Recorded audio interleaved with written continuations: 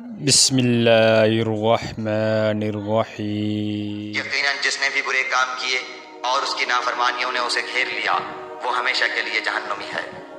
اور جو لوگ ایمان لائیں اور نیک کام کریں وہ جنتی ہیں جو جنت میں ہمیشہ رہیں گے۔ اور جب ہم نے بنی اسرائیل سے وعدہ لیا کہ تم اللہ تعالیٰ کے سوا دوسرے کی عبادت نہ کرنا اور ماں باپ کے ساتھ اچھا سلوک کرنا، اسی طرح قرابت داروں، یتیموں اور مسکینوں کے ساتھ اور لوگوں کو اچھی باتیں کہنا، نمازیں قائم رکھنا اور زکوٰۃ دیتے رہا کرنا، لیکن تھوڑے سے لوگوں کے علاوہ تم سب پھر گئے اور منہ موڑ لیا۔ اور جب ہم نے تم سے وعدہ لیا کہ آپس میں خون نہ بہانا، قتل نہ کرنا اور آپس والوں کو جلا وطن نہ کرنا، تم نے اقرار کیا اور تم اس کے شاہد بنے، لیکن پھر بھی تم نے آپس میں قتل کیا اور آپس کے ایک فرقے کو جلا وطن بھی کیا، اور گناہ اور زیادتی کے کاموں میں ان کے خلاف دوسرے کی طرفداری کی۔ ہاں، جب وہ قیدی ہو کر تمہارے پاس آئے تو تم نے ان کے فدیے دیے، لیکن ان کا نکالنا جو تم پر حرام تھا اس کا کچھ خیال نہ کیا۔ کیا بعض احکام پر ایمان رکھتے ہو اور بعض کے ساتھ کفر کرتے ہو؟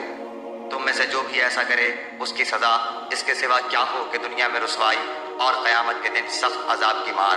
اور اللہ تعالیٰ تمہارے اعمال سے بے خبر نہیں۔ یہ وہ لوگ ہیں جنہوں نے دنیا کی زندگی کو آخرت کے بدلے خرید لیا ہے، ان کے نہ تو عذاب ہلکے ہوں گے اور نہ ان کی مدد کی جائے گی۔ ہم نے حضرت موسیٰ کو کتاب دی اور ان کے پیچھے اور رسول بھیجے، اور ہم نے حضرت عیسیٰ ابن مریم کو روشن دلیلیں دی اور روح القدس سے ان کی تائید کروائی،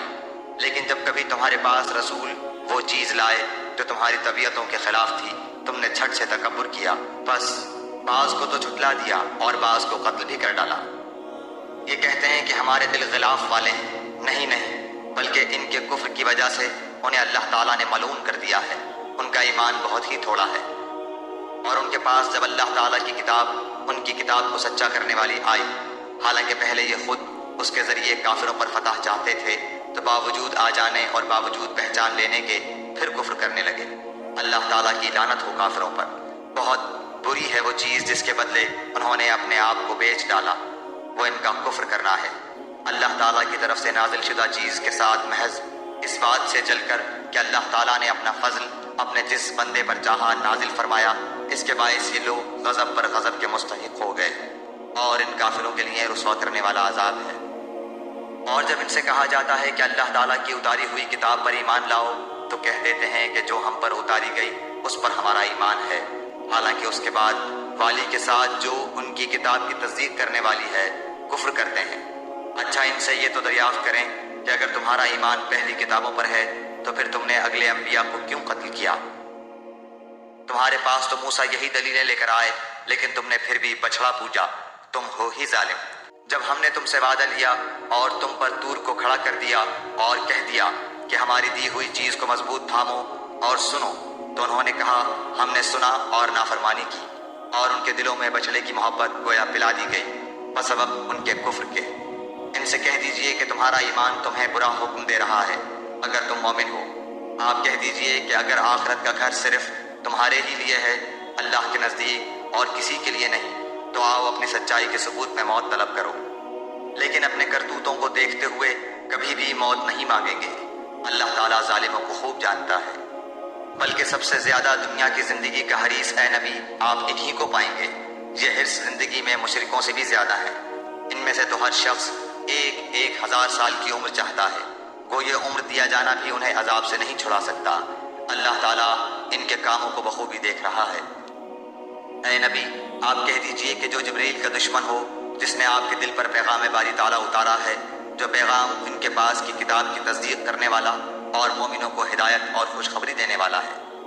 تو اللہ بھی اس کا دشمن ہے۔ جو شخص اللہ کا اور اس کے فرشتوں اور اس کے رسولوں اور جبرائیل اور میکائیل کا دشمن ہو، ایسے کافروں کا دشمن خود اللہ ہے۔ اور یقیناً ہم نے آپ کی طرف روشن دلیلیں بھیجی ہیں جن کا انکار سوائے بدکاروں کے کوئی نہیں کرتا۔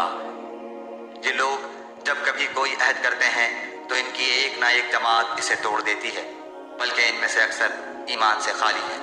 جب کبھی ان کے پاس اللہ کا کوئی رسول ان کی کتاب کی تصدیق کرنے والا آیا، ان اہل کتاب کے ایک فرقے نے اللہ کی کتاب کو اس طرح پیچھے ڈال دیا گویا جانتے ہی نہ تھے، اور اس چیز کے پیچھے لگ گئے جسے شیاطین حضرت سلیمان کی حکومت میں پڑھتے تھے۔ سلیمان نے تو کفر نہ کیا تھا، بلکہ یہ کفر شیطانوں کا تھا، وہ لوگوں کو جادو سکھایا کرتے تھے، اور بابل میں ہاروت ماروت دو فرشتوں پر جو اتارا گیا تھا،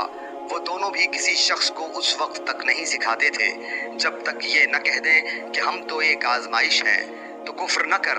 پھر لوگ ان سے وہ سیکھتے جس سے خاوند اور بیوی میں جدائی ڈال دیں، اور دراصل وہ بغیر اللہ تعالیٰ کی مرضی کے کسی کو کوئی نقصان نہیں پہنچا سکتے۔